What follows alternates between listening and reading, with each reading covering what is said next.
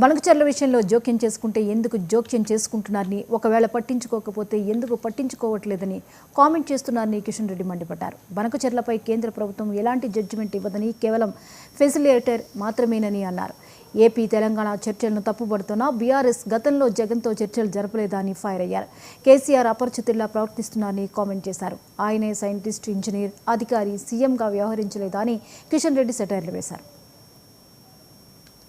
ప్రధానమంత్రి గారికి ఈ యొక్క జలశక్తి మంత్రి గారు కలిసి ఈ సమస్య విషయంలో తెలంగాణ ప్రజల దృక్పథంలో కూడా మీరు ఆలోచన చేయాలి అని చెప్పి నేను స్వయంగా 3 సార్లు కలిశాను. కలిసిన తర్వాత వారు మీటింగ్ పెట్టారు. 2 ముఖ్యమంత్రులు పెట్టుకొని మాట్లాడుతున్నారు. అది కూడా మీరు వద్దంటే ఎట్లా?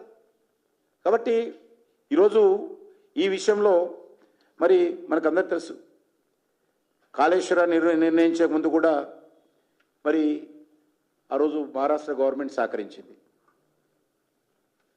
జల వివాదాల పరిష్కారం ఇరు ప్రభుత్వాలు కలిసి 2 రాష్ట్రాలకు చెందినటువంటి ఇంజనీర్లు కానీ, నిపుణులు కానీ, అధికారులు కానీ ఒక కమిటీ వేసుకోవాలని చెప్పి మొన్న సమావేశంలో వాళ్ళు ఏకాభిప్రాయం వచ్చారు.